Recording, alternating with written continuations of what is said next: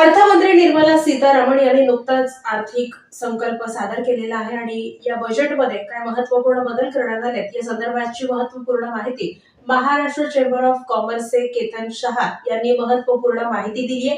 नेमक्या कोणत्या गोष्टींमध्ये सूट देण्यात आली आहे, किती कर कशावर लागू करण्यात आलाय पाहूया। वित्त मंत्री सीतारामन यांनी या बजेटमध्ये सर्वांना दिलासा दिलाय। 2014 ते 2025 या दरम्यानचं हे सर्वोत्कृष्ट बजेट म्हणण्यास हरकत नाही, कारण 12 लाखापर्यंतच्या कमाईवर कोणताही इन्कम टॅक्स नाही। स्टँडर्ड डिडक्शन हे 75,000 ठेवण्यात आले। 4 वर्षाचे आयटी रिटर्न एकसाथ करू शकता। ज्येष्ठ नागरिकांना व्याजावरील सूट 50,000 रुपये करून 1 लाखापर्यंत करण्यात आली आहे। कॅन्सर रोगावरील 36 औषधं संपूर्ण ड्युटी फ्री झाली आहेत। टीव्ही, मोबाईल, इलेक्ट्रिक कार, देशात तयार झालेले कपडे, चमड्याच्या वस्तू होणार स्वस्त। जलजीवन मिशन बजेटचं बजेट 100% वाढवण्यात आलंय।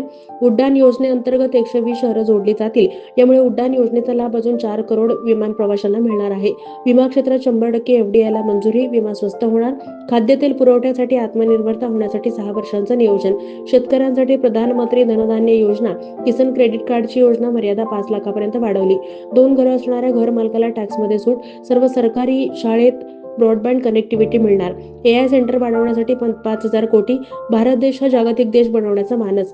एमएसएमईसाठी लोन मर्यादा 5 कोटीवरून वाढून 10 कोटी करण्यात आली आहे। स्टार्टअपसाठी ही मर्यादा 10 वरून 20 कोटी करण्यात आली आहे। अशा अनेक योजनांमध्ये उद्योग, व्यापार, शेती, विद्यार्थी, नोकरदार यांना लाभ मिळणार आहे।